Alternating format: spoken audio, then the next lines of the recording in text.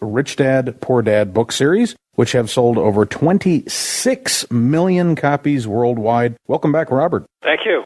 I wonder if we could talk a little bit about precious metals. Gold up about 11 weeks in a row, at least as of last Friday, with an earshot of $1,400 for gold. And, of course, silver, looking as though it's on its way to the target that you proposed on this show last time, $30. Well, we hit almost $24.90 last week. It was 17 when I was saying that. Always remember this, because I was old enough to be part of the last bubble that kicked in 79. And if you know, what brought the bubble down was they raised interest rates. So as long as Bernanke is just depressing the dollar, what's it at 76%, the dollar index versus the basket of currencies, as long as he's just crashing the dollar and interest rates are at, zero when compared to inflation, then gold and silver are good investments. But if he raises interest rates like I think Volcker did up to 16-17%, gold and silver will crash. But, with the economy just barely holding on, and as you pointed out, it looks like the new economy has a unemployment rate of over 9.5%, almost twice the typical unemployment rate before 2008. One wonders if they can afford to raise interest rates. You're on to why I think gold and silver are good investments is you have to ask yourself, what can the Treasury and the Fed do? What are they going to do is really kind of the question. And if they raise interest rates, you'll see unemployment skyrocket. Well, I wonder if we could discuss the stock market equities. It looks like the Dow Jones, it's above that 11,000 point. Earnings are coming in much better than a lot of people expected. It seems as though it's those better than expected earnings that tend to keep stocks aloft. I own millions of shares of stocks, companies I control, I own them. Stocks are for, the reason they're called common stocks is they're for common people. I don't like stocks. They're too manipulated. I don't like stocks. I just don't, because I'm an entrepreneur. I can beat the stock market left, right, and center. And the trouble with stocks is that you have no control of, some guys play precious metals via I have millions of shares of stock, but it's my company. I took a gold company, a silver company, a copper mining company public. So I control the companies. There's a difference. I'm an insider. So I know what's going on inside the company. If I don't know, then you either rely on these analysts. Most of them don't know what's going on. Stocks are for common people, the common shares. I don't touch them.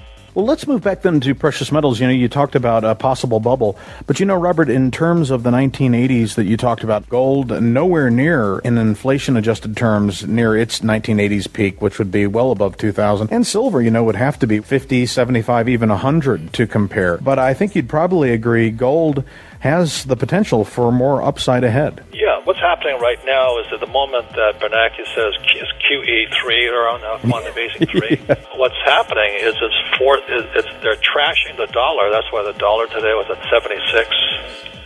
And so the dollar is worth less. And what he's doing is he's forcing guys who are savers back into the bond and the stock market, which keeps when you come out of savings, you go into the bond market, it keeps bond prices low and raises the equities market. So to me, it's all gambling.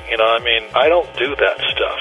I want to control. I own large apartment houses. I own oil wells because I want the production. And I own hard assets. I own the gold and silver physically. Very good. It does take a bit of wherewithal and capital to reach that point. So, for the other 95% of the listeners, what's a good starting place for them? Man, I didn't start this way. My daddy didn't give me jack. And I've also been, almost $1 million down when I had to restart again. So I understand. I just don't use being poor as an excuse. And if you're using being poor as an excuse, then you'll never get out of the problem. Because the problem's you. And, I'm not against Obama. I'm not for him. I wasn't for McCain or Palin. I'm pretty apolitical. I'm a capitalist. And I just go where the money is. So back as, like I said, I got out of gold in 79, a little over before the top blew off. But I knew that this guy Reagan and Volcker were going to raise interest rates. So you've got to just be aware of what these guys are doing.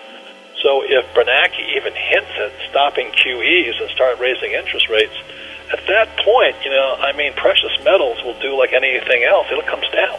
The St. Louis Fed has a webpage. that monitors the Fed funds futures rate, and you can actually see several months ahead. They basically place bets on whether or not the Fed will raise, and then by how much, a quarter, a half, 0.75%. Right now, the odds of any type of hawkishness is low as zero. But as soon as we start to see, investors maybe next year or early next year expecting higher rates, I mean, you seem to think that could put a cap on the precious metals. Well, because most people are cowards and they'd rather save money, but as long as they're quantitatively printing money, then your dollar is going down in value, like I said, and this forces you to say, where do I go?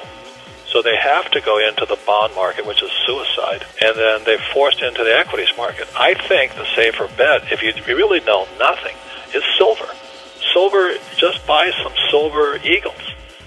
Do you know, I think it's absolutely the safest thing you can do. The reason for that is there's more gold than silver on planet Earth for the first time. And silver is an industrial metal and a precious metal, where gold is purely precious metal. There is ample evidence that you may be right, and it's due to the fact that gold has been hoarded, whereas silver has been consumed in everything, cell phones, and it's used everywhere. And there's less and less silver. And silver, I'm a miner. I build my own mines. Silver is a byproduct of gold. So if they dig a lot of gold, then they find some silver. But there's very few pure silver plays.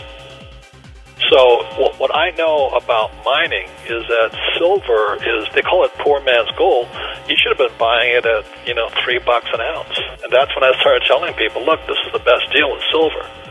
But people said, no, the stock market is getting me higher returns. I said, might, but to me, silver is the smartest play. If you have no financial education at all, silver right now is still the best. Junk silver for folks who are just starting out to keep those premiums low, junk bags of silver, a couple of silver plays. Jim Cramer is a big fan of Wheaton. That's one stock. One that I own is Stillwater, SWC, and then there's PAAS. I think that's Pan American, that Soros was involved with for a while, and Hecla Mines is another one. I own mining companies. I don't buy mining shares. My philosophy is different. So that's not something I play, because I don't know those guys. Well, Robert, as we wrap up here, I know that listeners are going to want to find out more about your latest classes, projects, CDs, videos. Can you tell folks what you've been up to and how they can get involved? Yeah, I just want to state that in 1997, I said your house is not an asset. In 2002, I said this market was going to come down. And it has, and the biggest market crash hasn't come yet. It's still coming. I was on CNN predicting the fall of Lehman Brothers was going to get wiped out, and I've been on television. And I still say to everybody, it's not the economy, it's your education. So I have, 1973, I took classes on real estate investing, not so much about real estate, but how to manage debt. You've got to know how to manage debt, and if you're in debt, then you don't know how to manage it. It manages you. So for a few dollars, get some education and all this. And those guys like me, like I said, I'm about probably $700 million in debt. And it makes me rich. But if you don't know how to do it, don't do it. That's all I do. And nothing has changed for me. If a project doesn't cash flow, I don't want it. And if I can't control it, I love gold and silver because I have this big vault hidden someplace. I just go in there and play with it and walk out. I don't save money. Just like Jesse Livermore used to. My hero was Scrooge McDuck in Donald Duck. And it's only a game. You see, for me, it's not survival. Unfortunately, for most people, money is survival. But at my stage of my life, at my 60s, this is just fun for me. So I've made more money in the last 3 years than I have all my life. I made more in 3 years than the rest of my life. This is what most people don't know, is capitalists are the most generous people on earth. You look at this guy, Jobs, they're projecting the share of Apple to go over, 400 or 500. Because he's good, he's generous, he makes products that are for everybody. You look at Southwest Airlines, they provide a good product at a good price. It's these guys that think they should, Robin Hood, take from the rich and give to the poor. Basically like my poor dad, socialist and communist. My rich dad always said, if you have the Robin Hood theory, if you take from the rich and you give to the poor, you just create more poor people. Why do they do that? I don't know. You just create more people with more of these handouts. And that's why I've been an advocate more than anything else. We need financial education in our schools. Why don't you give folks an idea of where they can direct their web browsers to find out more about what you're working on? Well, I have a kind of a free blog. It's called CORE, C-O-R, Conspiracy of the Rich, and you can just join that. You know, it's my little remarks that I write for Yahoo also, but they censor me a little bit. But CORE, I'm uncensored. Rich Dad, you can find, just look for Conspiracy of the Rich blog or whatever they call it. I'm not techie, so I don't know that stuff. I just crank away and my techies take care of it. All right, sir. It's always a real pleasure, and we thank you so much for Thank you. Everybody buy silver. It's still the best deal. All right, bye-bye.